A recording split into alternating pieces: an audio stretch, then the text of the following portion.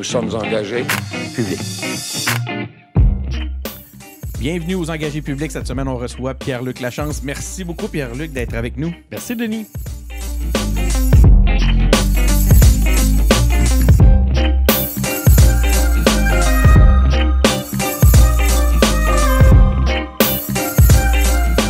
Donc, oui, on est avec Pierre-Luc Lachance. Pierre-Luc Lachance qui est conseiller municipal. En fait, on est sur la scène municipale cette semaine. On se téléporte sur la scène municipale. Pierre-Luc, c'est spécial parce que là, je viens de me rappeler un truc qui est un auditeur des engagés publics depuis de longue date. Hein? Depuis le début. Depuis le début, j'étais même contributeur Patreon. T'es-tu sérieux? Oui. Puis t'as arrêté. J'ai arrêté. Ne faites pas comme... Mais faites comme l'ancien Pierre-Luc, pas comme, pas comme celui qui a arrêté. Puis je m'en suis rendu compte parce que c'était très drôle. On était dans une conférence ou une annonce gouvernementale, je sais pas trop, j'étais sur une table derrière toi. T'animais? Je suis même pas ça. Non, j'animais pas. Moi, j'étais là comme... Ah oui, c'est vrai. Puis je sais même pas si tu savais tout à fait vraiment j'étais qui, parce que c'était seulement audio en plus en ce temps-là. Puis je voyais, à un moment donné, je vois sur l'ordinateur ouvert sur la table en avant de moi ton Apple Balade. Je ne sais même pas si dans ce temps-là, ça devait être peut-être même iTunes. Peut-être qu'il n'y avait même pas encore Apple Podcast. Tout à fait. Puis il y avait dans ta bibliothèque, dans tes préférences, il y avait les engagés publics. J'ai fait. Première fois que je voyais ça, j'étais comme wow. On a un auditeur. Ouais. C'est très drôle parce que la semaine dernière, un autre podcast que je suis, les Geeks Contre-Attaque à CKRL. Et j'ai contribué à une campagne de socio-financement pour le défilm de l'animateur. Et là, j'avais le droit d'offrir un film en critique. J'ai pris In the Loop, un film politique, comédie, faux documentaire. En tout cas, bref, on pourrait en parler. Tout ça pour dire qu'on parlait de moi, justement, et j'avais fait un avis de proposition pour les 50 ans de CKRL en disant moi, je suis fan des Geeks Contre-Attaque. Quand j'avais fait cette avis de proposition-là en conseil de ville, tout le monde m'avait regardé un peu bizarre, genre mais qu'est-ce que c'est ça? Personne ne connaît ça. Puis j'ai donné une petite entrevue justement au Geeks Contre-Attaque en racontant cette anecdote. Et là, tout le monde riait. Fait que là, c'est la première fois que tu voyais quelqu'un écouter les podcasts. Il y a des gens qui écoutent les podcasts, Denis. C'est pas pour rien que tu fais ça. Heureusement, merci, ça fait du bien. Écoute, mais sans blague, j'en entends, je me fais... de plus en plus souvent dire Hey, Denis Martel, non, on t'écoute on écoute les engagés publics. Hey, les engagés publics. C'est une bonne chose. Parce que là, ça réussit à faire de l'engagement public. Parce que à l'origine, moi, je me souviens, les premiers épisodes, c'était très tourné justement sur la notion importante de trouver des différentes façons de faire de l'engagement public et faire un podcast sur la politique au sens large. Au début, c'était très provincial, avec une petite touche fédérale. Le municipal s'est intégré au fil du temps. Il n'y avait pas de municipal 0-0. On avait toujours une formule en 3. Écoute, c'est drôle. Là. Je t'ai même pas encore présenté vraiment, puis on est parti. Mais il y avait un volet provincial, un volet fédéral, et en fait, j'aurais dû dire national, fédéral, et un volet international. C'était souvent aux États-Unis. Puis là, on choisissait sur chacune on avait des thématiques pour les trois. Mais ton souvenir est bon. Anyway, puis t'as raison. Puis je me souviens même des premières discussions que j'avais eues avec mon collègue à l'époque pour savoir hey, j'ai des... en fait, c'est quoi? Je pense que c'est une des premières fois, parce que ça fait longtemps que tu es supposé devenir aux engagés publics. On en a parlé, ça fait peut-être 2 ans qu'on en parle. Puis une des premières fois, j'en avais parlé à mon collègue François pour intégrer du municipal, c'était parce que j'y parlais, j'aimerais ça inviter Pierre-Luc Lachance. Fait que tu vois comment que ça... Des fois, c'est long. On y arrive. Des fois, c'est long. Moi, il est arrivé, mesdames et messieurs. En fait, vous êtes là, vous n'êtes pas là. Oui, vous êtes là. Puis... j'aimerais commencer par vous présenter un petit peu Pierre-Luc, parce que, oui, c'est du municipal, puis pour que vous le sachiez, on est à Québec. En plus. C'est sur la scène municipale à Québec. Cela dit, dans 2 semaines, on va avoir la mairesse de Longueuil. Oui, Catherine. Oui, Catherine Fournier.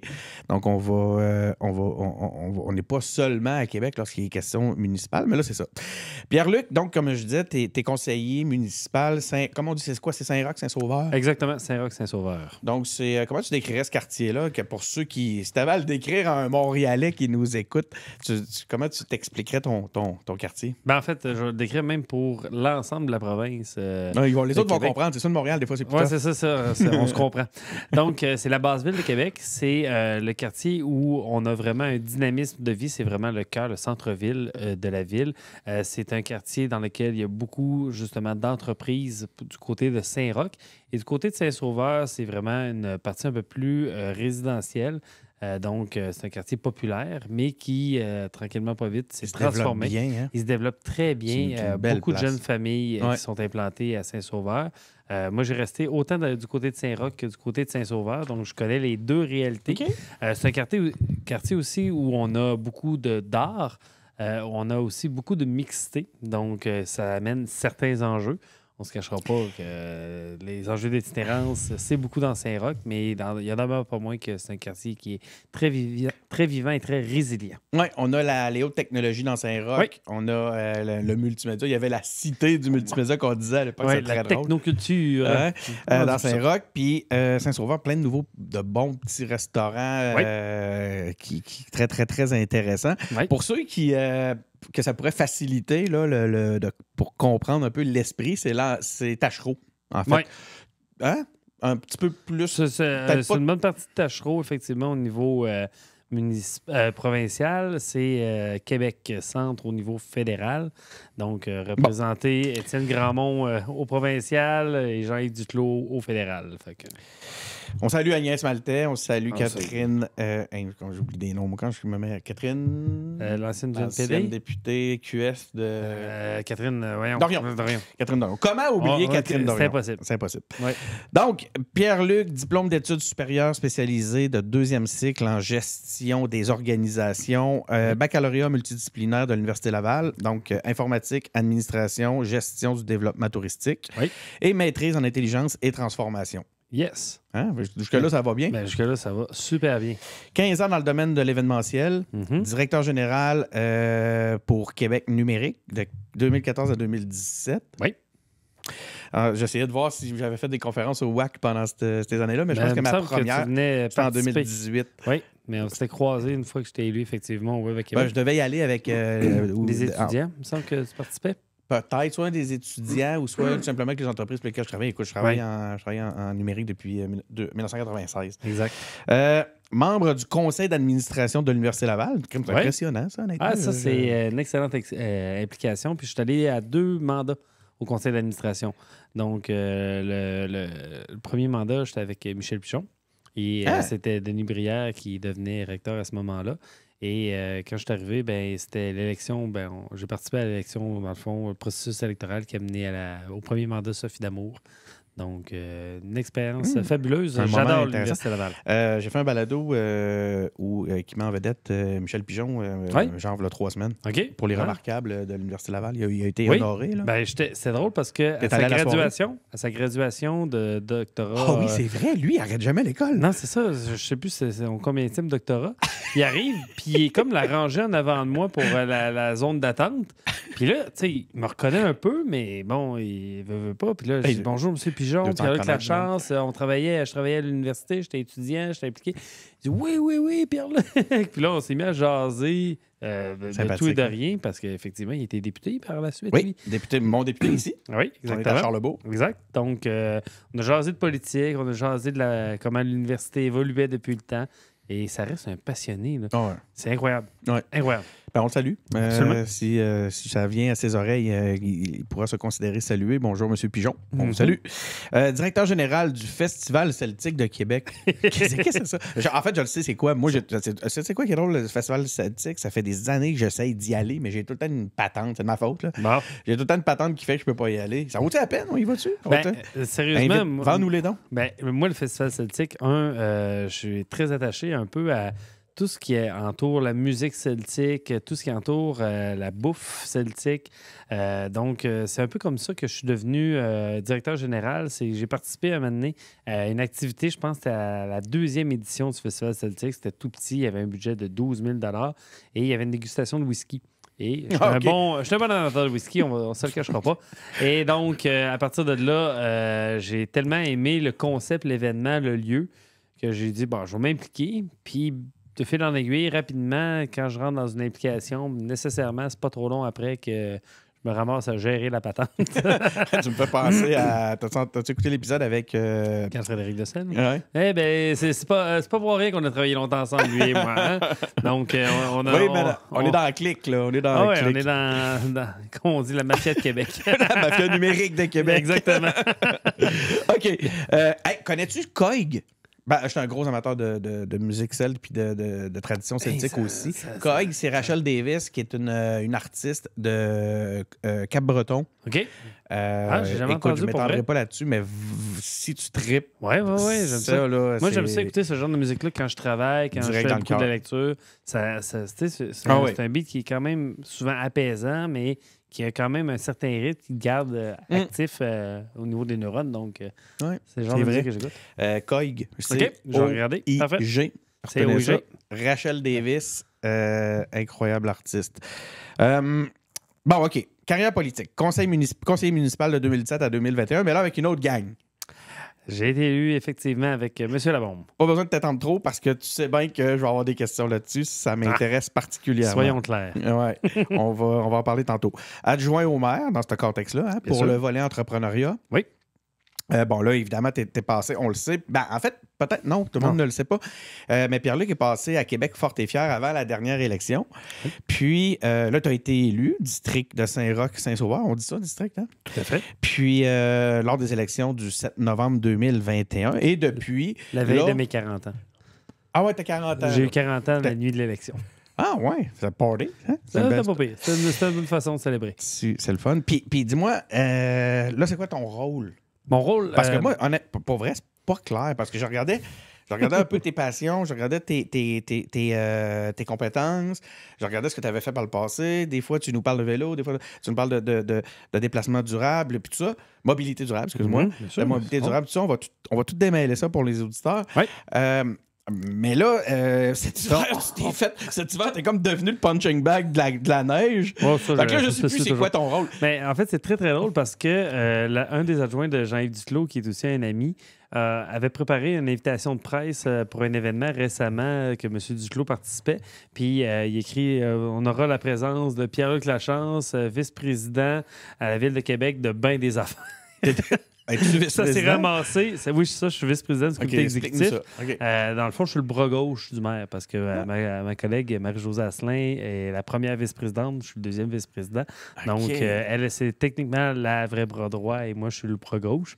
Te dire aussi, mes responsabilités, puis on va se donner un langage provincial pour aider les gens à comprendre parce que c'est pas toujours clair un peu. Déjà, moi, ça va m'aider à comprendre. C'est ça. Donc, vice-président, voici mes dossiers. Je vais utiliser les noms ministres, mais c'est pas ça au municipal, mais c'est juste pour aider les gens à comprendre.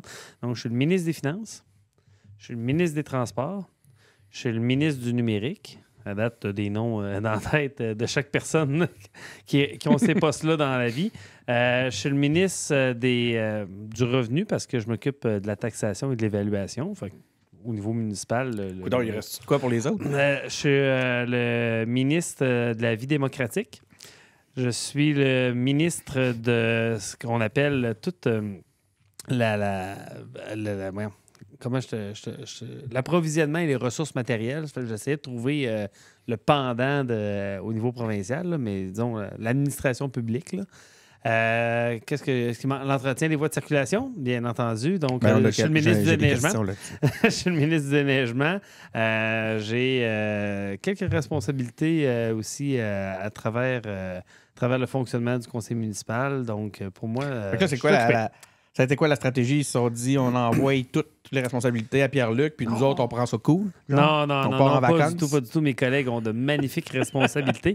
Mais ils ont dit, Pierre-Luc, c'est un tannant, c'est un hyperactif. On va mieux de l'occuper parce que sinon, on est fait.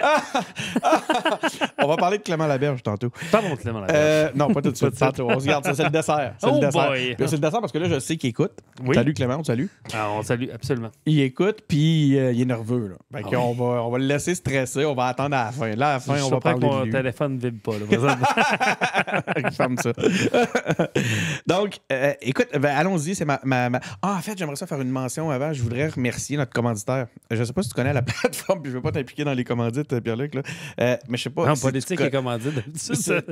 Il y a eu quelques histoires. Mais tu vas me le permettre pour nos auditeurs parce que c'est quand même grâce à Cocorico qu'on écoute ça. Cocorico, c'est un logiciel qui permet... C'est un service en ligne, en fait, qui permet de faire des consultations au public. Dans un contexte municipal, vous êtes dans un contexte immobilier, par exemple, vous avez des projets immobiliers, peu importe, vous voulez consulter la population pour aménager des espaces dans votre ville, c'est votre responsabilité. Avec les services de Cocorico, vous allez être bien supporté. Donc voilà, c'est ma commandite. Puis d'ailleurs, on a une entrevue avec Yves-Valérie de Cocorico. Vous aurez écouté ça. Là, il va être bien fier. La commandite que je l'ai croisé à l'UMQ. Tu connais Yves? Oui, il y avait un kiosque à l'UMQ. Puis la plateforme Cocorico, ça fait des années qu'elle existe. Et je me souviens de la première version de Cocorico qui venait de sortir à l'origine, puis que justement, il essayait de se positionner, puis c'est avant le choix au municipal. Là, donc, j'ai vu ça grandir un peu. Ah, ça va bien. Puis j'ai eu une démonstration, c'est solide.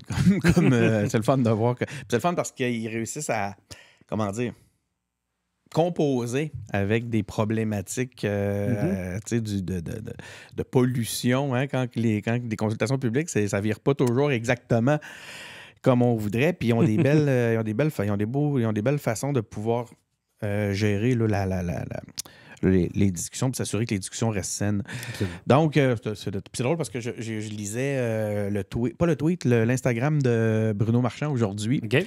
On va en parler tantôt parce que ça parle de déneigement. Il a fait un appel à la population pour avoir des idées pour supporter le déneigement. J'imagine que tu es au cœur de tout ça. Puis à la fin, tu vas comprendre ma nuance, mon lien. À la fin, il dit, s'il vous plaît, dans le respect, parce qu'il fait un appel... Oui. C'est ça, il fait un appel à la participation, puis à la fin, il dit, s'il vous plaît, dans le respect, avec un petit clin d'œil. J'ai trouvé ça merveilleux. On essaye de stimuler le respect sur les médias sociaux. Ça fait partie des... Pourquoi t'as jeté ça d'un coup? Non. Bon, là, j'arrête de parler, c'est à ton tour. Pierre-Luc, c'est quoi qui t'a motivé à quitter Équipe La Bombe et à rejoindre Québec Fort et Fier? Qu'est-ce qui s'est passé? En fait, en 2000... on va se dire, 2020, bon, il y a la pandémie et il y a le processus de réflexion qui commence à se positionner sur est-ce que je me représente ou je ne me représente pas? Hein? Je pense que c'est simple pour tout politicien avant une élection de se poser cette question-là plutôt que foncer tête baissée, puis là, se ramasser en élection, puis finalement, ça ne me tente pas faire la job, ça nuit au parti, puis finalement, on ne réussit pas. Donc, on est en 2020 et tout, et je commence à me poser des questions. Et là, 2021 arrive, et là, on sent la pression qui commence à monter. Puis là, je dis, je veux faire de la politique. Tu sais, je veux faire un autre 4 ans de politique, mais je n'étais pas sûr si je voulais le faire au niveau municipal, si je voulais changer de palier. Et de fil en aiguille, je suis venu à me poser la question. Est-ce que je veux vraiment continuer dans le municipal? Puis là, je voyais que les actions commençaient à se positionner au niveau d'équipe La Bombe pour la suite. Puis là, j'ai dit, je me sens pas à l'aise. Je vais me retirer. Je vais aller penser à mes affaires tout seul de mon côté. Puis, donc, je suis devenu indépendant. Puis je me suis mis comme en mode réflexion. Puis là, le téléphone s'est mis à sonner. Parce que nécessairement, ça a été aussi un gros geste au niveau... c'est rare que quelqu'un sort comme ça d'un parti politique au municipal. Donc, indépendant et tout, le téléphone commence à sonner. J'ai des offres pour différents paliers. Finalement, ça ne m'intéresse pas. Puis moi-même, dans ma réflexion, je ne me vois pas un jour au niveau fédéral puis me dire, hey, je suis le ministre de la Défense. Là. Pour moi, ça fait aucun. Il manque quasiment juste ça. Ouais, c'est ça. Hey, tantôt, ça aurait été drôle que tu me sortes ça. Je suis aussi ministre de la Défense de la Ville de Québec. Exactement. Mais, je répondrai par la bouche de mes canons. Exactement. Mais j'arrive pas à me positionner là-dedans. Puis là, je me dis, OK, non, c'est le municipal qui est le palier le plus trippant. C'est ce qui me ressemble le plus. Je suis un gars de projet, je suis un gars d'action. Et c'est là que le téléphone a sonné. Tu as répondu à l'appel. D'amis communs qui ont dit, Pierre-Luc, va donc prendre une marche avec Bruno Marchand. Il me semble que vous n'auriez intérêt à vous parler. Bruno t'a demandé d'aller prendre une marche avec Bruno. C'est pas Bruno qui m'a demandé d'aller prendre une marche. Pas obligé de dévoiler ce genre de secret-là. Non, mais c'est d'autres amis qui sont proches de Bruno et d'autres Bruno. Je pourrais sortir plein de noms, là. Oui. T'as une liste assez garnie à cet effet. Donc, je vais prendre une marche avec Bruno. On va dans un des parcs de Québec et on est là, on discute et tout. Et, tu sais, je vois un peu vers où il veut s'en aller, comment il veut dynamiser la ville. Puis pour moi, quand j'ai eu 15 ans, puis j'ai créé mon adresse Hotmail, puis là, on marquait qu'est-ce qu'on voulait faire dans la vie, là, dans le petit champ. Là, je marquais, je voulais dynamiser Québec. Puis là, vraiment. Et c'est pour ça que j'ai travaillé en événementiel longtemps, c'est pour ça que j'ai travaillé dans la communauté numérique. C'était des façons de dynamiser la ville de Québec. Et là, j'écoutais Bruno, puis là, je voyais qu'il ne voulait pas gérer la ville. Il voulait dynamiser la ville. Il voulait donner une nouvelle impulsion à la ville. Et là, ça me rejoint. Ça me rejoint. C'est un leadership dans lequel je m'associais beaucoup. Puis, sans me dire « Hey, Pierre-Luc, je t'offre une job » ou quoi que ce soit, là, il ne s'est jamais passé rien de ça. Il m'a dit « Pierre-Luc, moi, tes forces m'intéressent dans mon équipe. Tu es un gars d'action, je sais. Tu veux réaliser des projets, tu travailles fort, tu es un travaillant. Je me suis informé sur toi à gauche, à droite. Moi, je veux mettre tes forces à profit au profit de la ville. » Puis il faut dire que ça m'a stimulé énormément. Énormément, parce que oui, j'avais le rôle d'adjoint au maire dans la précédente administration. C'est pas banal. Qui est pas banal parce que oui, j'avais l'entrepreneuriat, mais j'avais faim. T'étais prêt pour des défis, plus de défis. J'en voulais plus. Fait que là, c'est pour ça que je me suis ramassé avec le déneigement, j'imagine. Ouais, tu sais bien que ça va venir dans les questions. Exactement, hein? Mais tout ça pour dire que on s'est dit parfait, merci, bonjour, je vais aller passer à mes affaires. Et peut-être 38 secondes plus tard, j'appelais Carl Frédéric, puis je disais on y va. Parce que Carl Frédéric, c'était comme mon directeur de campagne / conseiller. Ah? Fait que j'ai appelé Carl Frédéric et j'ai dit on y va, on fonce. Hey, ça, j'aurais aimé ça savoir ça pour l'entrevue. Ah oui, non. Il s'est bien gardé de me parler de cette implication politique-là. Tout à fait. Ça aurait été très pertinent. C'eût été très pertinent. Mais bon, on l'appellera au pire.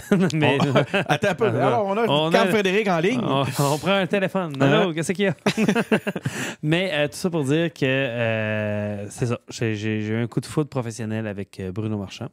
Et j'ai vu en lui que c'était le leader que Québec avait besoin pour réussir sa transformation comme on a entrepris. Pour un gars en plus qui est spécialisé en transformation, j'imagine qu'il y a de quoi d'intéressant là-dedans. Écoute, moi, je suis podcaster, je suis blogueur, là, je suis pas journaliste, OK? Non. J'ai le droit de dire ce que je vais dire. Oui. Je le comprends, ce que tu dis. Moi, j'ai connu... Tu l'as eu en interview au début du mandat, là, je pense. Ouais. C'était novembre-décembre. Il était encore candidat. Mais genre, 2 jours, je fais des blagues souvent à Clément. Je dis, tu sais, là, les 3-4 votes, c'est à cause qu'il est venu aux engagés publics. C'est pas impossible. Il a passé le 50+1 à cause de nous autres. Mais c'est un gag, évidemment. Mais pour vrai, je le voyais de loin, je le connaissais pas. C'est vraiment un individu qui gagne à être connu. C'est un homme qui gagne à être connu. Oui. C'est incroyable. Écoute, je l'ai vécu. J'étais arrivé après, j'étais comme, oh, OK, attends un peu, là. Il se passe quelque chose. Puis je vais te laisser nous l'expliquer. C'est quoi la différence? C'est quoi cette... C'est-tu un charisme? C'est-tu une révélation? C'est-tu une façon de faire de la politique autrement? Pour vrai? C'est quoi qui t'a... C'est quoi qui, quand dans ton évolution, parce que j'aime pas parler, tu sais, je veux pas te forcer à traverser à parler comme que t'aies l'impression ou qu'on ait l'impression que tu parles contre ton ancienne gang. C'est vraiment pas ça qui m'intéresse. Non. C'est vraiment savoir qu'est-ce qui est différent et qui a fait que tu as eu ce coup de foudre professionnel-là. Professionnel. Ben, il existe plusieurs façons de faire d'être un leader dans la vie. Bruno est quelqu'un qui est un leader charismatique, très inspirant et qui sait laisser la place à l'équipe. Et ça, c'est quelque chose pour moi qui est extrêmement important, qui vient me rejoindre. Et on la voit la différence. Et qui même chez... Tu sais, j'ai un mentor dans la vie du temps que je travaillais à l'université, Gilles Poirier. Et pour moi, Gilles a toujours été ce type, c'était mon patron à l'université, et ce type de personne-là qui croit dans le potentiel des gens et qui sait le cristalliser. Et quand on a eu notre marche ensemble, j'ai senti que instinctivement, Bruno était capable d'apporter ça auprès de gens, auprès de moi, mais auprès aussi des gens qu'on allait rassembler. Parce qu'on se souvient, là, je suis devenu candidat officiellement pour Québec Fort et Fier fin mai 2021. Et j'étais un des premiers candidats, j'étais le numéro 3 annoncé. Puis par défaut, je devenais le premier élu Québec Fort et Fier parce que le parti venait d'être créé. Et donc, moi, vu que j'étais déjà élu, ben, je joignais Québec Fort et Fier. Fait que j'étais le premier élu Québec Fort et Fier. Mais je voyais qu'il allait être capable de rassembler un groupe d'individus qui avaient des forces complémentaires. Et c'est ça qu'on est aujourd'hui. Écoute, je pourrais faire une blague puis dire que l'équipe n'est pas encore terminée. On vous a vu travailler à construire l'équipe encore dans les 2 dernières années. Puis le pire, c'est qu'on n'a même pas cherché à construire de façon active. C'est des gens qui, comme tu l'as dit tantôt, ont vu en Bruno ont vu un potentiel à connaître. Toi, là-dessus, tu vas me permettre...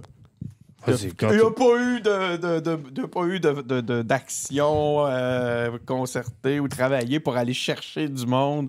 Moi, je me dis que quand même, vous avez dû travailler un peu pour aller chercher. Okay, on a travaillé, on a ouvert la porte quand ça a cogné. Clément va être content de ta réponse. Mais c'est pour de vrai, c'était à peu près le travail. Et c'est ce qui est beau. Belle, pour ça. Mais c'est ça, mais c'est ce qui est beau de cette union-là de Québec Fort et Fier qui a grandi avec des nouveaux acteurs qui se sont joints. Mais pour nous, c'était ça aussi. Hein? C'était une découverte pour tout le monde. C'était la première élection de plusieurs personnes. J'étais le seul qui avait été élu dans le parti.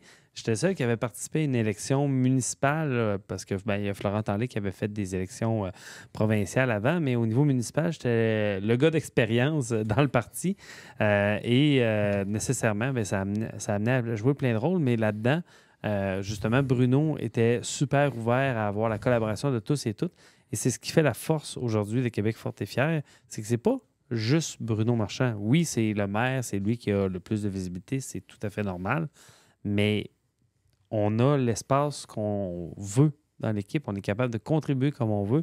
Quand il y a des conférences de presse, on n'a pas besoin d'avoir le maire à côté de nous. Vrai, on l'a vu. Il nous laisse aller, il nous laisse porter nos dossiers, il nous laisse prendre les questions, il nous laisse aller en entrevue, à la télé, à la radio, n'importe où, puis on le fait. Il y a 2 choses, moi, que je me souviens de la campagne qui m'avaient marqué. Premièrement, ça avait été exposé clairement. On le voit, là, c'était dans le plan, c'était communiqué. Oui. C'était une chose que vous promettiez quand dans votre si on votait pour vous. La deuxième chose, c'était que les quartiers soient plus vivants. Absolument. Moi, je veux vous rappeler qu'il se passe quelque chose au-dessus de la 41e rue, OK? Absolument. Il y a du monde. Ah oui. Il y a des choses à faire. On vit, nous autres aussi. Okay? C'est du travail à long terme. Les vélos, le tramway, on n'a rien ici. On n'a rien. Mais là, tu sais que le corridor à vélo, Vélocité, le corridor qui est visé pour la vision de la mobilité active, la première réalisation, c'est de relier Charlesbourg encore plus au nord de la 45e. Vous allez faire un tour pour être sûr de ne pas passer par chez nous. Et de descendre au centre-ville. Et ça, c'est un geste qui est fort parce que tout le monde nous disait, ben non, faites le premier corridor où il y a déjà de la demande, où c'est déjà instauré. Puis on dit non. Il faut commencer à stimuler le changement de comportement ailleurs. Puis c'est en mettant justement une infrastructure comme un corridor Vélocité, puis pour les Montréalais, c'est le rêve, là. Réseau Express Vélo, là, ben nous, notre réseau Express Vélo, on appelle ça des corridors Vélocité. On trouve que le nom est beaucoup plus cool que celui de Montréal. Et on commence nécessairement par la banlieue parce qu'on veut transformer ces habitudes-là. Mais on a souvent ça, ce principe-là. On l'entend souvent en mobilité active. C'est de savoir, c'est la poule ou l'œuf. C'est-tu genre, les gens le demandent, on fait l'infrastructure ou fait l'infrastructure puis elle va être utilisée, tu sais? Exact. Ben là, on a une approche balancée. Donc, on commence en un geste fort, mais nécessairement, on sait aussi qu'on a à soutenir les corridors qui sont déjà très utilisés. Puis je pourrais te donner un exemple d'un projet qui est en train d'être réalisé sur Dalhousie. qui est présentement notre corridor le plus utilisé entre le Vieux-Port et le Pont de Québec. On a un magnifique piste cyclable. Mais là, on est en train de créer quelque chose d'ultra sécuritaire, ultra fluide. On a réduit l'espace pour créer justement de l'espace pour la mobilité active. On est encore capable d'avoir de la capacité routière, nécessairement d'auto, mais on est venu créer un environnement sécuritaire pour que les gens l'utilisent encore plus. Fait que ça, c'est une demande, c'est le lien le plus populaire de la Ville de Québec. On a dit on va investir là-dessus. Puis on va investir en même temps sur at large. Moi, je suis quelqu'un qui adore aller à... Je vais souvent à Halifax. Je vais plus qu'une fois par année parce que je suis un petit peu tombé en amour avec cette ville-là qui est un peu plus petite que Québec, mais qui a beaucoup de similitudes, entre autres la Citadelle puis tout ça. Mais quoi qu'il en soit, quand tu regardes le port, toutes les infrastructures reliées au port à Halifax, il y a de la vie. C'est le petit bout que, puis je le sais que là, vous ne gérez pas tout. Hein? Pour ce qui est du port, on ne rentrera pas là-dedans parce partez-moi pas là-dessus. mais ce fameux corridor-là, il n'y a même pas moyen d'acheter une bouteille d'eau. C'est débile. Il y a dessus de la... Ben là, tu vois, il y a un nouveau pavillon qui vient d'être... qui va être... Je ne sais pas s'il a été inauguré officiellement, en fait. J'ai vu que les citoyens le sont appropriés. On a rajouté un pavillon à peu près à mi-chemin, justement, pour éviter que ça soit juste au quai des Cageux qu'il y a des services. Des services. Les machines distributrices, je n'appelle pas ça des services. Non, exactement. Mais là, justement, grande toilette pour être capable d'accueillir le monde. Il va y avoir l'opération d'une piscine en bord de mer. Pour moi, il y a vraiment quelque chose qui est effectivement à se mettre en place. Mais nécessairement aussi, on doit composer avec un tissu industriel qui était présent. Qui était, les infrastructures du port, pour ceux qui ne savent pas. Non, exactement. Mais il n'en demeure pas moins que... Puis tu es de Québec, fait que je peux t'en parler, là. Je suis sûr que tu passais avec tes parents années 80, années 90 sur le boulevard Champlain. Puis tu te souviens des tankers Irving, Ultramar qui étaient là. Non, c'est sûr, quand tu y penses, quand tu regardes avec le passé. On est ailleurs, là. On est ailleurs. Ben, c'est ça, comment on continue à transformer notre ville comme ça. On prendrait des humains à cette heure là-dedans, pas juste des infrastructures. Tu as mentionné que tu voulais faire, tu en as parlé un peu tantôt, puis tu as commencé à nous l'expliquer de la politique autrement, mais c'est une chose que tu disais nommément lors de la dernière campagne. Puis en général, je lisais, je faisais des recherches, là, j'ai fait mon petit recherchiste de moi-même, puis je voyais que c'était un thème qui t'était cher. Puis je reviens là-dessus, c'est quoi la politique autrement? Parce que moi, tu sais, c'est comme... On dirait que c'est comme un mythe. La politique autrement, c'est quand même... puis oui, en tête, j'ai 2 formations politiques dans lesquelles j'ai évolué. Je vois un changement énorme dans la façon qu'on fait de l'interaction citoyenne. Je vois de l'humilité dans notre approche. On ne dit pas qu'on a absolument raison dans tout. On dit, voici l'objectif qu'on veut atteindre. C'est par là qu'on s'en va. Mais on est capable d'être humble sur les moyens, d'écouter et de s'ajuster. Puis c'est un peu ça qu'on fait, entre autres, avec le déneigement. Parce qu'on sait que si on continue... C'est ça. Puis on sait que si on continue dans tel axe, on s'en va dans un mur. Je pourrais parler de ce que ma collègue Marie-Josée Asselin fait pour les boisés. Elle sait qu'on a accepté de créer un comité avec des gens des oppositions parce qu'on sait qu'il n'y a pas de partisanerie à faire sur comment travailler à la meilleure protection de nos boisés. Puis on a mis tout le monde autour de la table. Puis on écoute. Donc, puis, l'intérêt supérieur.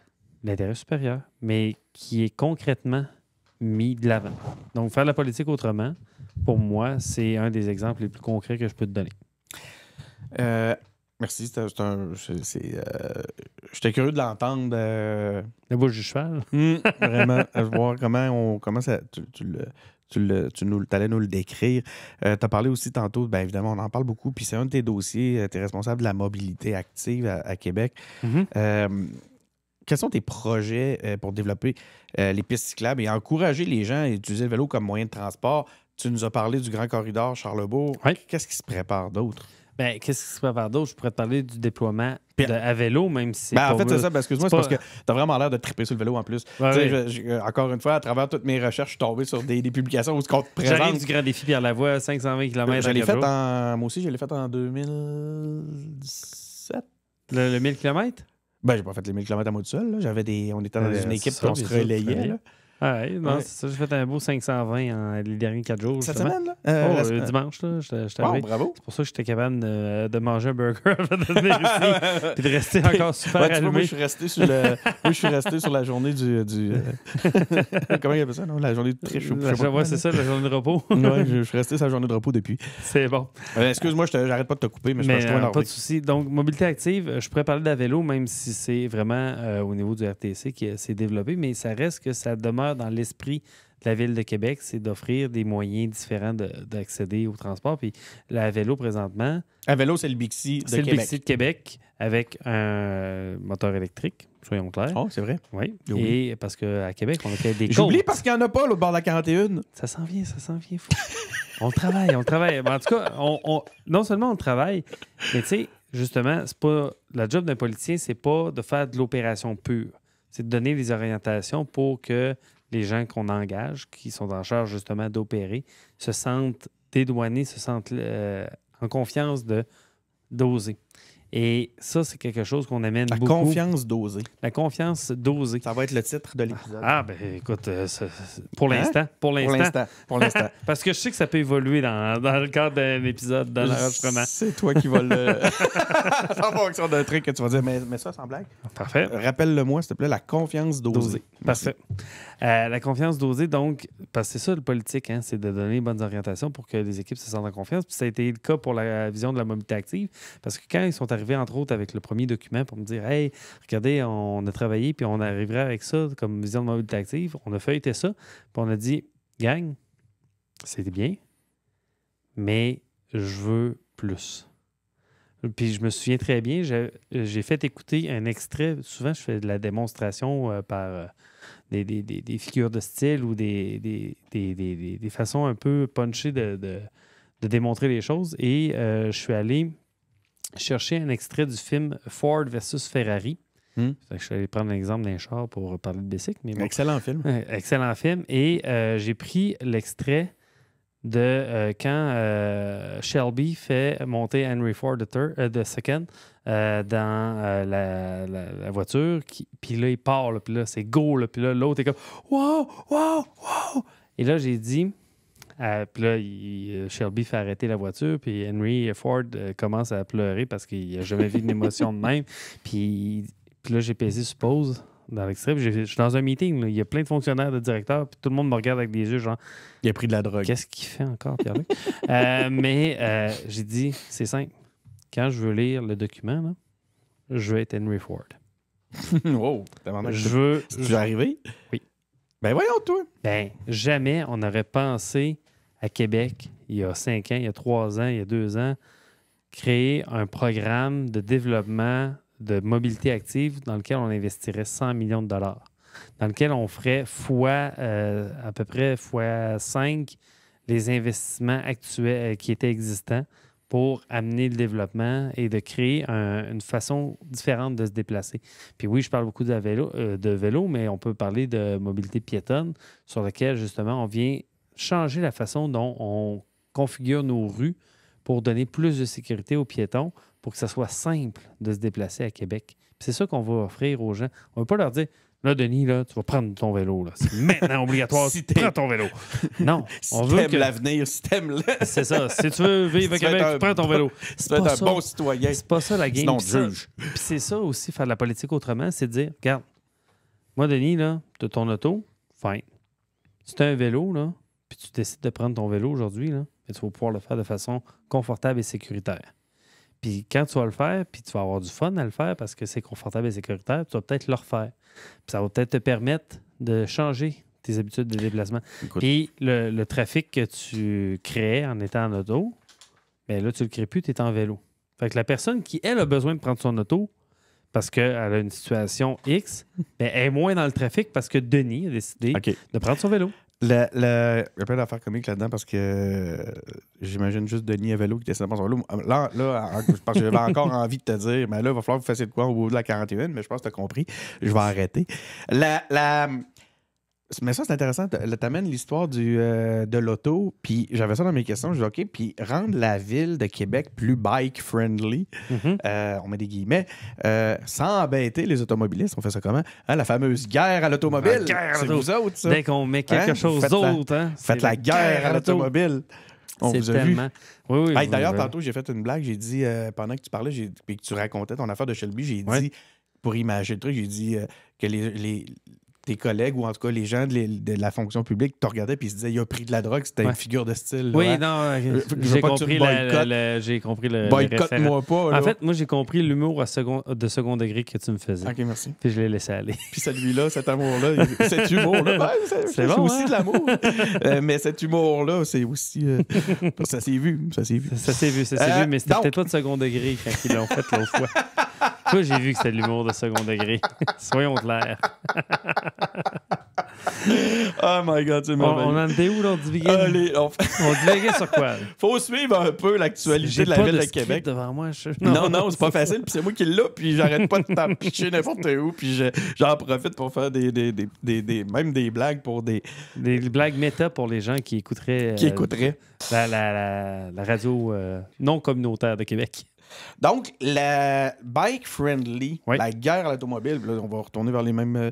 mais comment on fait sans blague? OK, là, je niaise, mais on fait ça comment devenir bike-friendly sans qu'on donne l'impression aux automobilistes qu'on est en train de détruire, diminuer, rendre l'expérience désagréable en auto? Ça se fait-tu au détriment de l'automobile, ça? Ça se fait pas au détriment de l'automobile, ça se fait en recalibrant l'ensemble de l'organisation du territoire.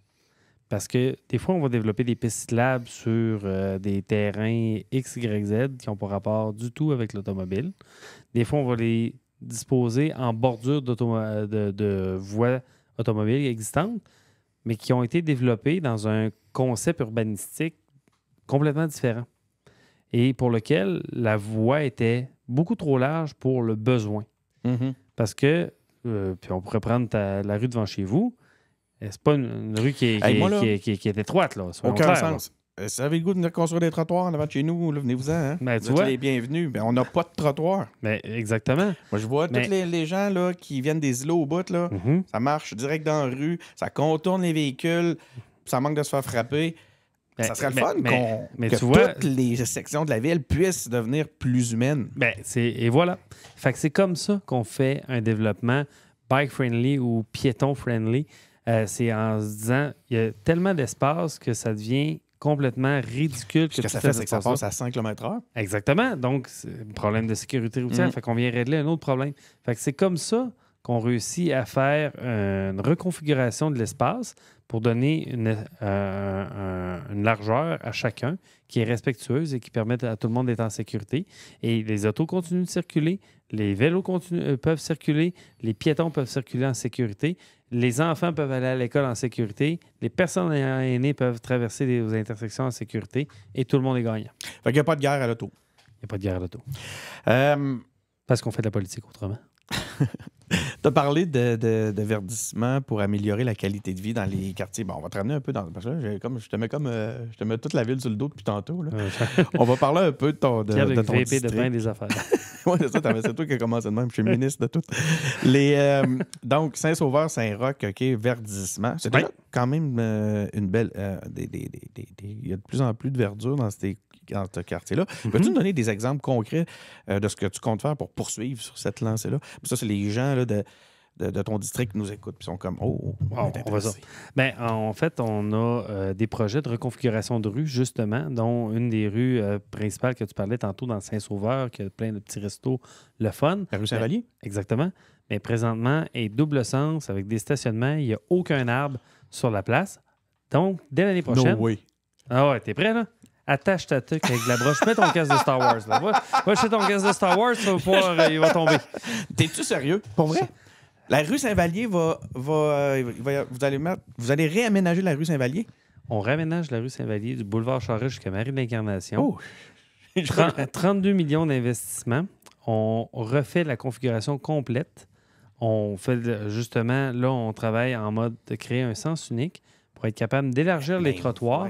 On plante environ, présentement, là, on est dans les plans préliminaires, On vise 200 nouveaux arbres plantés le long de la rue. Présentement, il y en a fuck all entre deux sections. Fait que là, on va venir garnir ça. On va venir mettre de la place pour les piétons. On va permettre aux restaurateurs de se déployer des terrasses. Les terrasses. Et de recréer encore un milieu de vie encore plus dynamique. Sur Saint-Joseph, vous devriez tirer ça jusqu'à l'Angelier. Puis tu penses qu'on y pense pas? Parce qu'il y a de plus en plus de commerçants, de petits commerçants dans ce coin-là qui font des belles choses. Absolument. Puis ils n'ont pas la chance de pouvoir d'avoir des terrasses puis de pouvoir améliorer leur chiffre d'affaires pendant l'été. Absolument. C'est là qu'on s'en va. Mais il faut savoir, pour ceux qui nous écoutent encore une fois, puis je sais, là, je suis peut-être tannant avec ça, les gens de Québec, mais j'ai comme tout le temps je sens l'importance tout le temps de traduire ce que ça veut dire pour les gens qui ne sont pas de Québec, pour que ça reste intéressant pour tous. En fait, c'est simple. C'est comme quand ils ont... C'est gros. Bouger la rue Saint-Vallier, c'est comme... C'est dans l'histoire, c'est des ploufs, quasiment. Non, je sais, mais c'est... À l'échelle d'un quartier, c'est comme reconfigurer Sainte-Catherine à Montréal. Mais dis-moi, le trafic qui va... Le côté que vous allez enlever, vous allez le rediriger, vous allez le dévier par où? Charest. OK, Charest. Oui. Pas des Aublats, pas... Non, les Aublats, on va mettre les autobus. Donc, les autobus vont aller sur des Aublats. Le monde des Aublats sont comme... non. Ben, en fait, c'est drôle parce qu'eux se rapprochent de l'autobus. Et des études qu'on a faites, amener des autobus sur un lien comme des Aublats, ça sécurise des Aublats parce que des Aublats ont quand même une certaine largeur. Oh oui, ça en est une. Puis, c'est quelque chose qu'à court terme, on ne reconfigure pas. Là. Ça ne fait pas partie du game plan à court terme. Fait qu'en amenant les autobus respectent la vitesse de circulation, arrêtent à des arrêts d'autobus pour embarquer et débarquer le monde.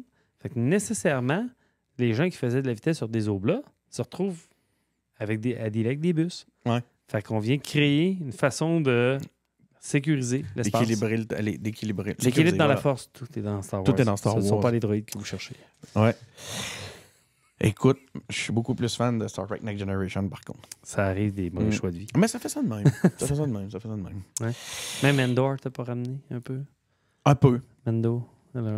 Un peu, Endor, un peu, mais pas à ce point-là. Pas au point de dire... Écoute, parce que en fait, c'est pas tant... Tantôt, je te disais, on parlera pas contre, on va parler de la différence puis des aspects positifs. C'est la Bible. Star Trek Next Generation, en termes de qualité de scénario, c'est à 1 milliard de kilomètres de Star Wars. Là. Je veux dire, il n'y a pas de piou-piou moins, mais c'est malade. Je suis d'accord. Excusez-moi cette digression, chers auditeurs. Je ne sais pas pourquoi je me sens tellement à l'aise de... T'as pas remarqué? En plus, j'ai mis un beau gilet pour toi. Ah oui, d'accord. Non, j'ai pas remarqué. Non? T'es-tu fan d'Hamilton? Écoute, si on avait notre cher engagé public, Ronnie, tu viendrais de scorer solide. Peut-être qu'il va écouter l'épisode. Oui, je pense. Je vais lui dire. Écoute, exactement. Parce que j'ai mis mon T-shirt d'Hamilton. I'm just like my country, young, scrappy and hungry. Parce que pour un geek de politique, parce que moi, je pense que les engagés publics, c'est des geeks de politique. Fait que j'ai dit, je vais mettre un gilet geek politique, lui que j'ai le plus. Regarde, c'est plate, t'es tombé sur celui qui a le moins de culture sur la politique américaine de la gang. Il n'est pas trop tard pour écouter sur Disney+, Hamilton. J'ai essayé. T'as essayé d'écouter Tu parles de la comédie musicale? Oui. J'ai pas. Première fois que je l'ai écouté, non, mais première fois que je l'ai écouté, un peu comme toi, j'étais pas trop sûr. À demi, j'ai appelé Carl Frédéric. J'ai dit, pourquoi tu me fais écouter ça déjà? Il dit, écoute-le jusqu'à la fin. Ah, ben là. Et là, c'est là que ça a déclenché. Et j'ai réécouté. Puis là, je suis rendu à 35 fois. Je suis allé voir le show à New York. Ben non. Écoute, pour moi, là, il y a tellement d'apprentissage politique sur justement la résilience. Et je serais pas mieux de lire la page wiki? Non. mais écoute, au pire, écoute l'audiobook. Parce que la comédie musicale est basée sur l'audiobook. Et l'audiobook est excellent. Ben, tu sais, pourtant, j'adore les comédies musicales. Là, absolument. Ça, écoute, un jour, je te raconterai. Ça fait partie de mon histoire d'amour avec Halifax, d'ailleurs. Voilà. Au Neptune Theatre. Je t'ai perdu dans ta feuille. Hein? Tantôt, tu me disais, vu que j'avais pas de feuille de route. Fait que là, je t'ai amené sur ma feuille de route. Écoute, en fait, c'est quoi? Ce qui est drôle, c'est que je pense que ma feuille fait que c'est moins bon. Et ça, on faisait juste jaser. C'est parfait. Parce que tantôt, c'est comme, m'a t'avoué que la question que je t'ai reposée sur la politique autrement, ou je sais pas quoi, en tout cas, j'étais comme, je sais pourquoi j'ai posé cette question-là, on vient d'en parler au bout, tu sais. Fait que là, j'ai essayé de la twister, mais ta réponse était parfaite. Tu nous as amené du nouveau, fait que c'est cool. Écoute, fait que tu corriges même mes erreurs. Hey, t'as parlé de verdissement? Non, c'est pas... Ça va ramener José Asselin, le responsable du divertissement. 2 fois, tu sais. OK. T'as voyagé en Europe aussi, hein? Tu t'inspires des villes. Tu t'es inspiré de certaines villes. Qu'est-ce qui t'a le plus marqué dans tes différents voyages pour t'inspirer et que tu comptes adapter à Québec ou que t'aimerais qu'il soit adapté à Québec? Parce que là, je vais arrêter de te donner tous les pouvoirs comme si... Il suffisait de t'envoyer. C'est ça. Use the force. Il suffisait de t'envoyer à Amsterdam pour que tu reviennes avec un tramway ou une patente. Écoute, je suis allé souvent à Nantes. Et Nantes a une vitalité très similaire à Québec, mais ils l'ont poussé next level. Je suis rendu ami avec un des élus de Nantes, Francky Trichet, qui est en charge justement lui, du numérique, entre autres, et qui aussi est en charge un peu, outre les relations internationales, de la nuit à Nantes. Et ça, je trouve ça que c'est un angle tellement intéressant de dire, OK, on travaille très, très fort à le jour pour que la ville fonctionne et tout, là. Mais qu'est-ce qui se passe la nuit? Qu'est-ce qu'on pourrait aller chercher de différent dans la nuit? Et je prends ce spectre-là, et là, je me dis, on a une problématique présentement avec la situation de l'itinérance. C'est une problématique qui existe dans toutes les villes, donc les gens de Montréal vont comprendre. Et, et je me dis, comment, en pensant à qu'est-ce qui se passe la nuit à Québec, dans une ville, qu'est-ce qu'on doit faire pour que cette ville-là soit aussi vivante la nuit, ça vient, par exemple, aider la dynamique de l'itinérance. Présentement, la nuit, là, on a des espaces publics, intérieurs, extérieurs, mais disons intérieurs, qui ne sont pas utilisés. Là. Il n'y a personne qui va jouer du badminton dans un gymnase la nuit à Québec. Ça n'existe pas.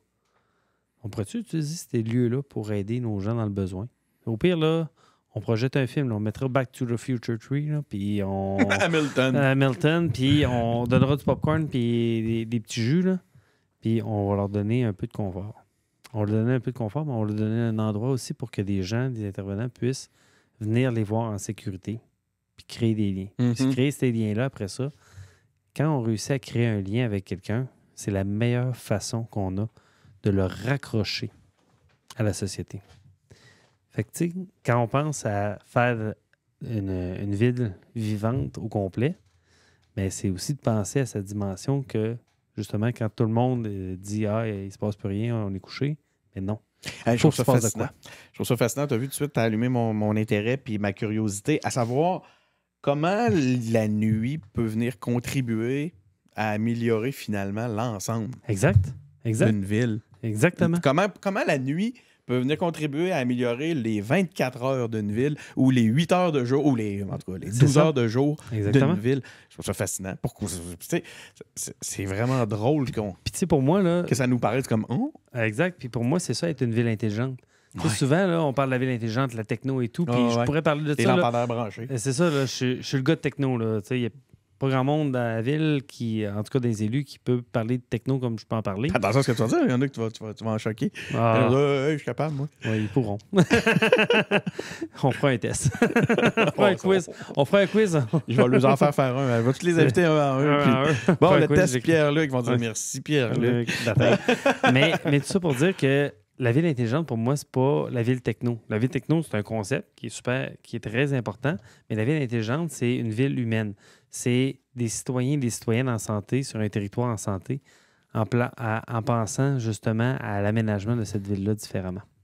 Fait que pour moi, quand on vient travailler une ville autrement, une ville intelligente, bien, c'est être capable qu'on pense à la dimension des citoyens en santé, bien, c'est 24 heures sur 24.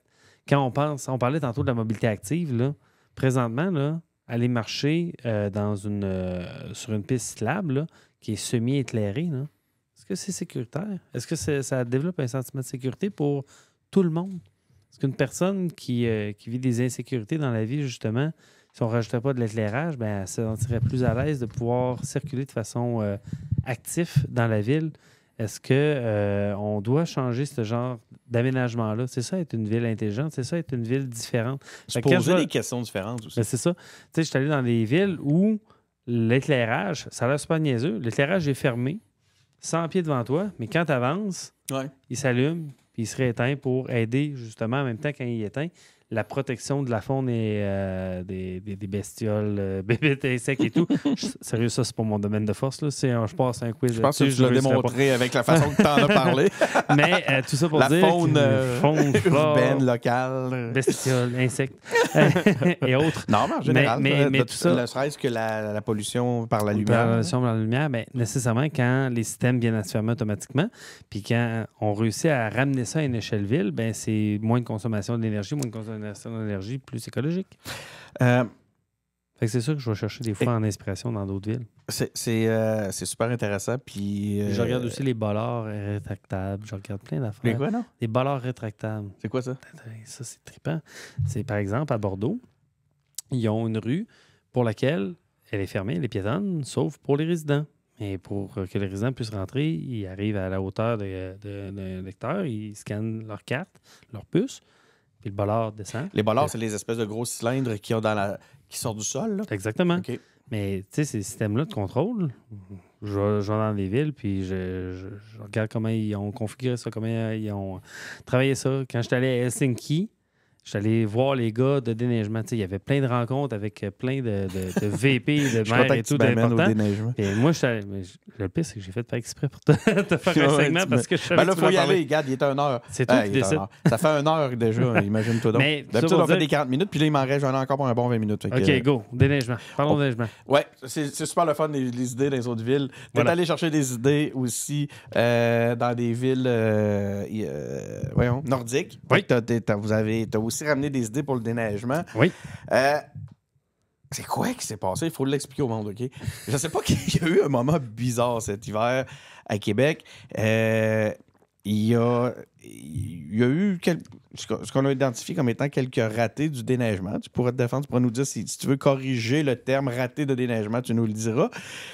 Mais moi, ce que j'ai surtout retenu, parce que je te connais un peu de même, c'est à quel point tu t'es fait tomber sa patate, man. C'est devenu la faute à Pierre-Luc Lachance. C'était toi. Oui.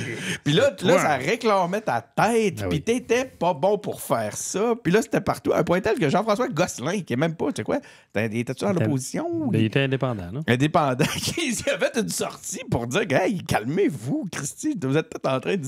Il trouvait ça exagéré, puis la façon... Il pensait que tu méritais pas ce traitement-là. Puis d'ailleurs, il a même pris la peine de dire de souligner ton caractère rigoureux et travaillant. C'est drôle, tantôt, tu l'as souligné, ça, avec le maire.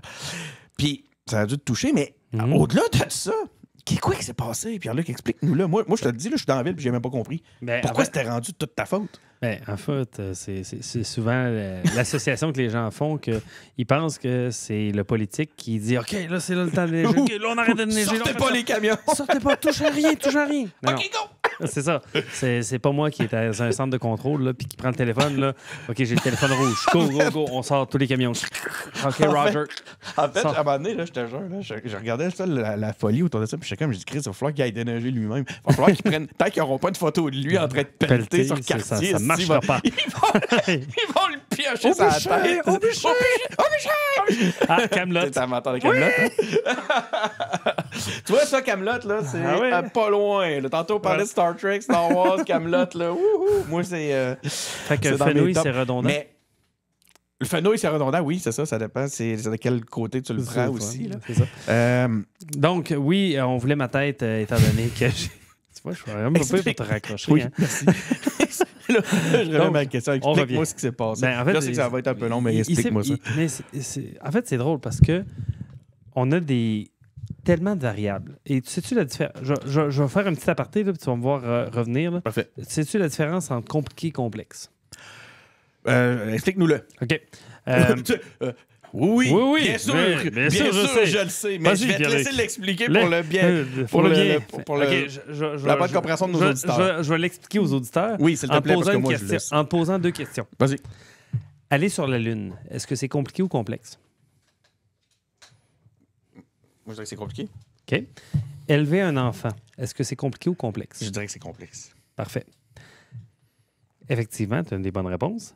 Compliqué, c'est quelque chose qui se résout. On est capable de trouver une formule mathématique qui nous envoie sur la Lune. Et bon, ça prend quelques ingénieurs, 3-4 personnes. On suit des cas, puis j'imagine que Newton a eu à faire là-dedans. Mais il reste que on prend 2-3 lois. C'est pas Newton, c'est Carl Frédéric Dessel. Exactement, c'est sa faute.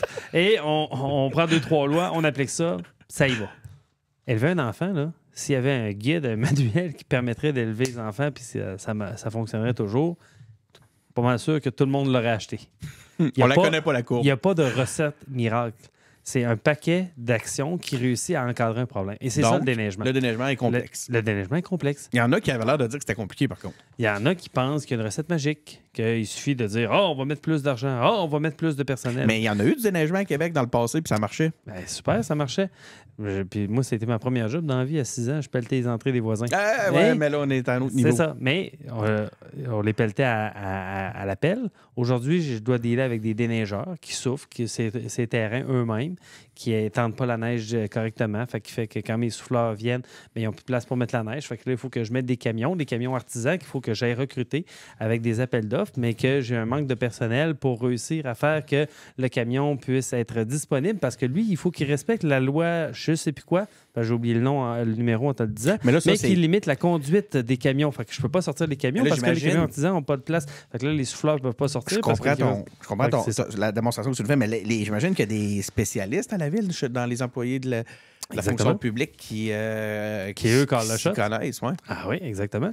Et justement, quand on n'arrive pas quand on prend la décision de dire on n'est pas capable de sortir, puis notre première opération, c'est de sécuriser en grattant, chose qu'on fait de façon impeccable, puis qu'on dit on va attendre le ramassage un petit peu parce que présentement, nos équipes ont débordé leurs heures puis on met à risque les gens. Bien, on prend cette décision-là. Puis on me dit, Pierre-Luc, nous, c'est notre recommandation pour la sécurité des gens. Qu'est-ce que tu en penses? Puis moi, je dis, effectivement, vous avez raison. Je suis là pour vous appuyer. Puis je suis là pour vous appuyer. Puis c'est moi qui sera celui qui sera mis au bûcher par la décision parce que je sais que ça va créer des remous. Puis mais au moment où tu as pris la position, tu es convaincu. Puis même après, quand tu y repenses, tu as pris la bonne décision. 1000%. Puis sérieusement, tout le monde m'a demandé ma tête et j'étais là. Puis j'étais comme, si ça peut vous faire plaisir. Fait que par exemple, ça peut être tout simplement des fois une décision de sécurité, puis à ce moment-là, il n'y a pas de compromis. C'est une décision de sécurité, c'est une décision de respect de loi. C'est une décision aussi, des fois, c'est un bris de machinerie qui fait qu'on n'est pas capable de faire un secteur parce que le souffleur est brisé. Okay. Puis il faut recommencer le lendemain. Je comprends, c'est complexe, il y a des choses comme ça. Des fois, ça peut être des notions de sécurité. Tu as la fonction aussi de punching bag. Tu es là pour faire le tampon entre justement la fonction publique, la fonction publique et les citoyens. Y a-tu quand même des choses que tu as identifiées à travers cette expérience-là que vous allez dire vois-tu, ça par contre, tu l'as dit tantôt d'ailleurs, c'était ça pour faire la politique autrement, c'est des fois admettre. Y a-tu des choses que vous avez découvertes que vous allez pouvoir mettre en application qui va vous permettre de justement améliorer le déneigement, tout simplement? Absolument. Parlons sur Cartier, par exemple. Je voyais le monde était très fâché sur Cartier. Ah, écoute, sur Cartier, ils ont le droit d'être fâchés. Mais il y a des choses c'est pas mon district. Non, en fait, c'est drôle parce que tout ça est... disons qu'il y a deux côtés d'une médaille, puis pour pas brusquer certaines situations, je n'irai pas directement sur Cartier parce que, disons que je connais le verso de la médaille. Mais tout ça pour dire que... Il y a un peu de politique, hein? Ben, c'est l'attention médiatique et c'est donc important de crier au loup des fois. Mais tout ça pour dire que... Ouais.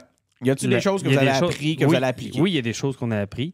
Il y a des choses qu'on va appliquer. Il y a des choses qui... on est allé revoir les conseils des quartiers, on est allé revoir les SDC pour dire quel genre d'action, si on décide de faire tel move pour permettre de... Le chien écoute. Oui, chien. Non, mais je pense qu'il veut aller faire pipi. D'accord. Ouais, c'est vrai, il a envie, lui.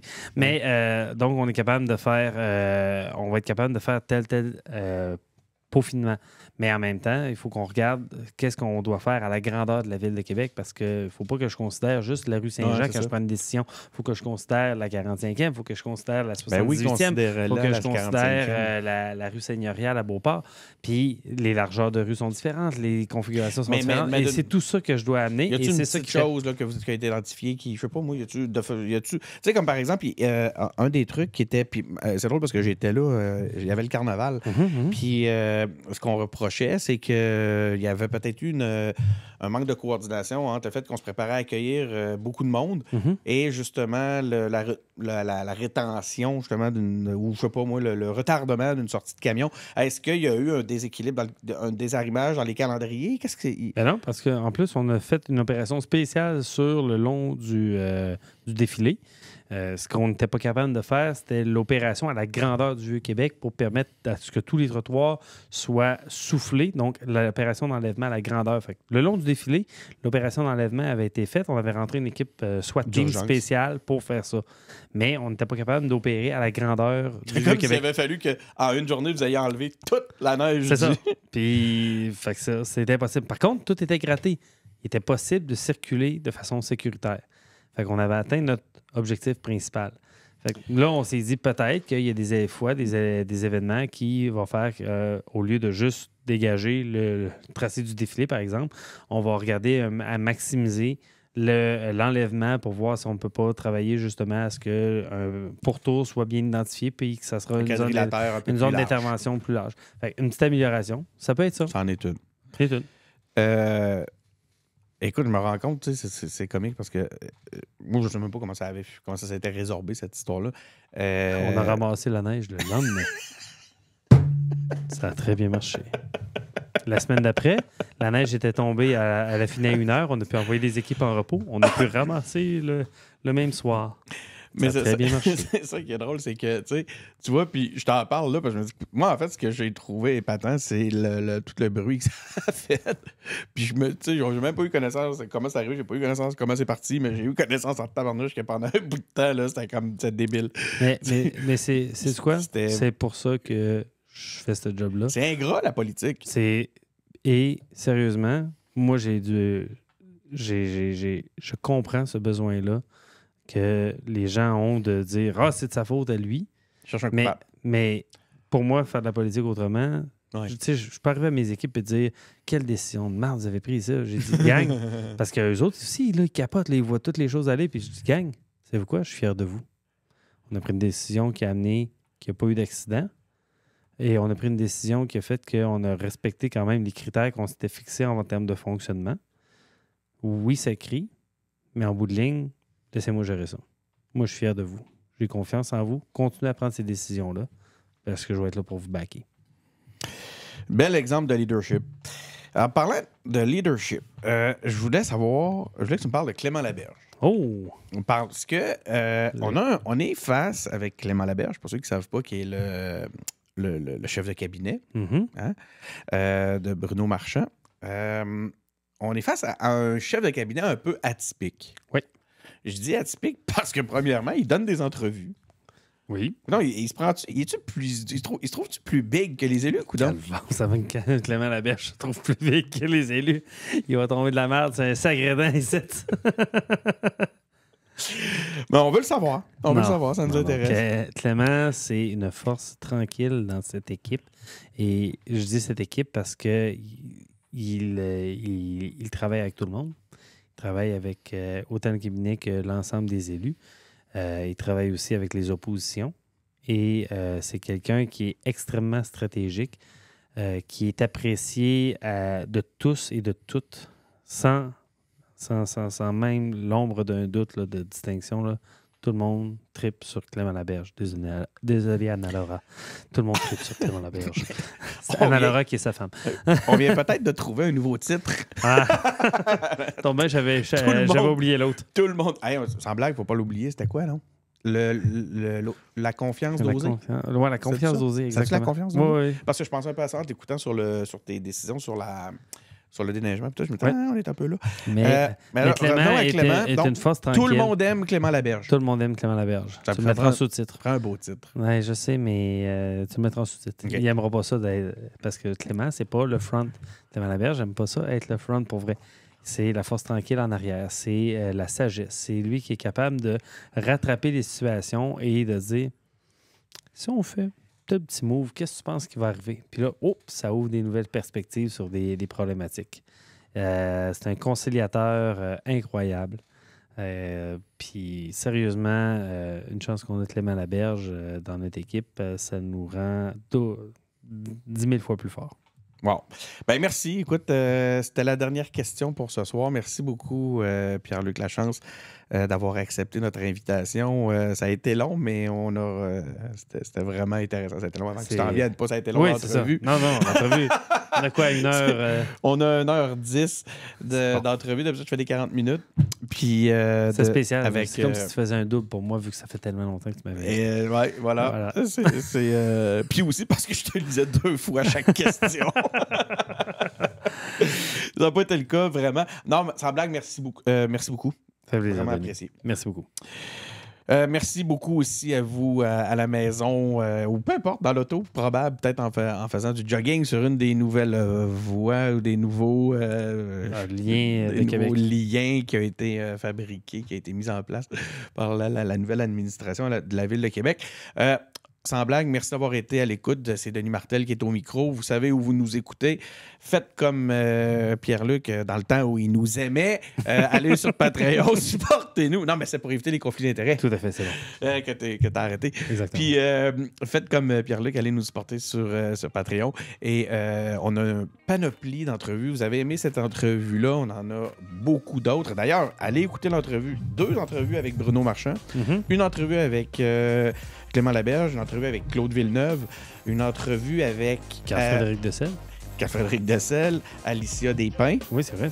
La mairesse de Vanier, comme j'aime l'appeler. Après ça, écoutez, c'est tout un univers que vous allez pouvoir reconstruire en écoutant toutes ces entrevues-là. Sébastien Couture, maire de Stoneham. Donc voilà, c'est tout disponible sur ces presque 5 ans d'entrevues et de balados sur la politique des engagés publics. Donc, amusez-vous. Et aussi, vous pouvez nous écouter sur Cube. Donc, on est disponible sur Cube. Merci beaucoup.